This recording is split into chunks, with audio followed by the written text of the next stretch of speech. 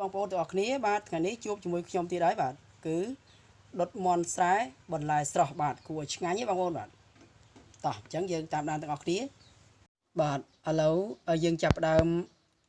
អំពីមន់មុនបាទមន់អានេះគឺមន់ស្រែយើងបងប្អូនមន់មេមន់កមុំទម្ងន់1គីឡូ5ខាំគឺ1គីឡូកន្លះបងប្អូនហើយ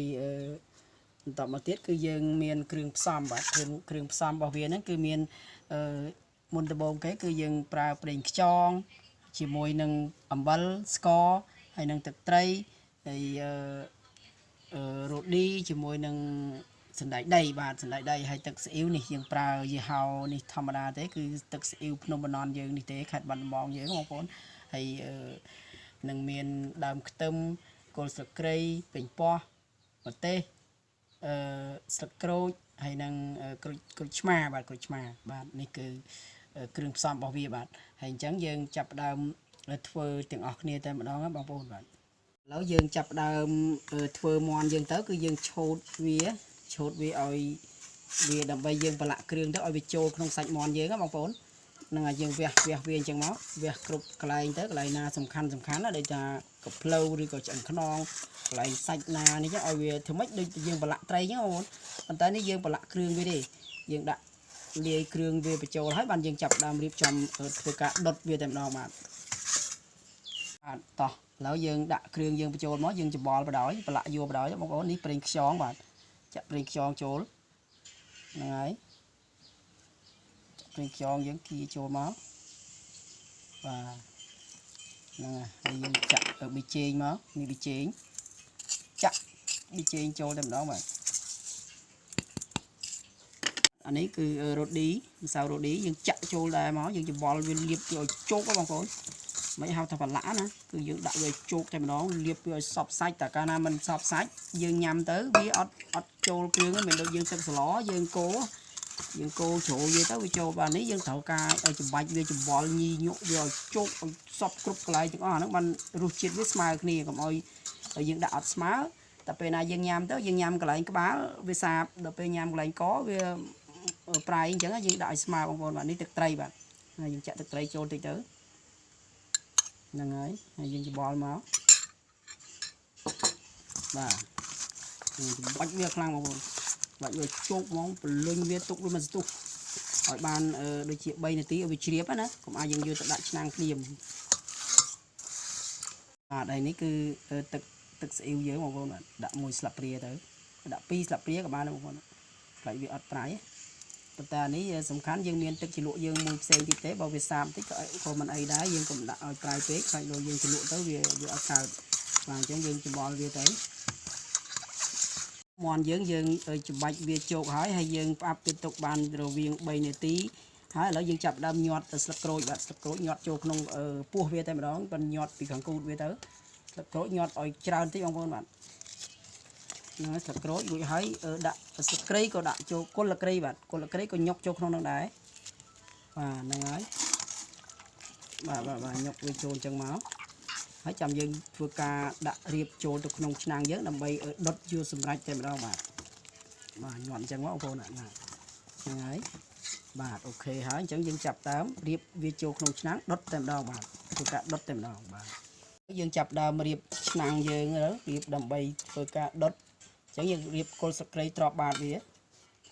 ហើយនេះគឺជី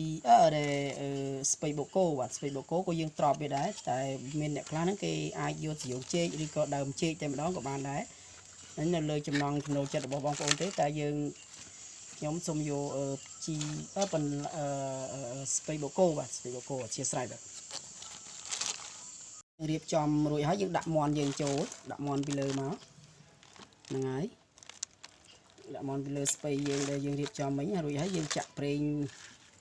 ហើយយើងរៀបក្របពីលើខ្លះអីខ្លះអញ្ចឹងទៅណាដាក់ឲ្យជិតអញ្ចឹងមកណាបាទច្រើនមករួចហើយចាំយើងចាក់ប្រេងឆាយើងចូលយើងដុតតែម្ដងបាទយើងចាក់ប្រេងឆាចូលទៅយើងដាក់ឆ្នាំងលើចង្ក្រានវាយើងចាក់ប្រេងឆាយើងចូលបាទនឹងយើងដាក់ឲ្យច្រើនតិចបងប្អូនហើយអាសាបើកមើលប្រយ័ត្នវាខ្លោចហ្នឹងហើយយើងចាក់ចូលទៅ បើសិនជាយើងបើកមើលឃើញវារាងកោងទៅយើងថែមប្រេងឆាយើងទៀតហើយយើងដុតឲ្យយូរទៅយើងអាសាមើលវាផងបាទឥឡូវមាន់យើងមិនតន់ឆ្អិនយើងចាប់ដើមរៀបបន្លែវាមានជីមានសាឡាត់ហើយនឹងត្រសក់ហ្នឹងហើយមានត្រសក់ហើយបន្លែវាគួរឲ្យចាប់អារម្មណ៍ដែរបងប្អូនបាទហើយមុខម្ហូបនេះផងដែរគឺជាមុខម្ហូបដែលបងប្អូនយើងចូលចិត្តនៅពេលដែលជួបជុំគ្នាជាពិសេសគឺក្នុងឱកាសចូលឆ្នាំខ្មែរយើងខាងមុខនេះបងប្អូនគឺបងប្អូនយើងអាចជួបជុំគ្នាបងប្អូនមកពីថៃមកពីរោងចក្រភ្នំពេញអីហ្នឹងគឺអាចធ្វើកម្មវិធីជួបជុំគ្នាគឺអាចដុតមាន់នឹងមួយមុខទៅបងប្អូនបាទមើលឲ្យហើយទៅនេះគឺមានបន្លែយើងបន្លែសាឡាត់ជីហើយនឹងមាន់ខ្មែរយើងបងប្អូនបានឆ្ងាញ់មាន់យើងចាំផ្ទះណាបាទនេះគឺយើងដាំទឹកបន្តិចទៅហើយដើម្បីធ្វើទឹកជ្រលក់ជាមួយមាន់យើងណាបងប្អូនហ្នឹងហើយយើងដាំទឹកដើម្បីស្ងោរពេញប៉ោះយើងណាបងប្អូន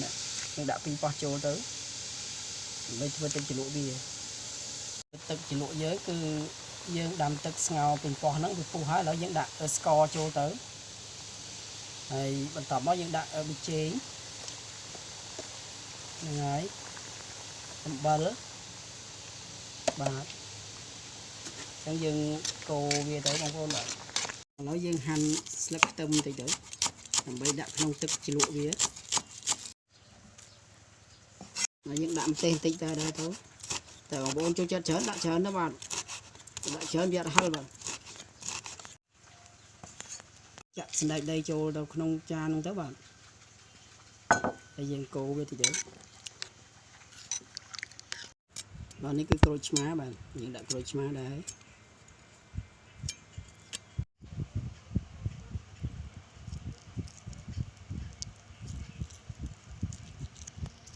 បាទឥឡូវគឺដុតមាន់របស់យើងណារបៀបដុតមាន់ស្រែរបស់យើងហ្នឹងគឺបានរួចរាល់ហើយបងប្អូនអ្នកមាន់គឺឆ្អិនហើយយើងអាចញ៉ាំបានហើយបន្លែដែលយើងរៀបចំទុកហ្នឹងគឺយើងយកមកដាក់ពីលើមកហើយនេះទឹកជ្រលក់របស់វាបងប្អូនអាចញ៉ាំបានហើយនេះហ្នឹងហើយវីដេអូនេះផងដែរក៏សូមបញ្ចប់ត្រឹមតែប៉ុណ្ណេះហើយសូមបងប្អូនកុំភ្លេចជួយចុច Subscribe ម្នាក់មួយផងដើម្បីជាការលើកទឹកចិត្តហើយនឹងជួយចុចសញ្ញាកណ្ដឹងដើម្បីទទួលបាននូវវីដេអូថ្មីបន្តទៀតបាទសូមអរគុណបាទ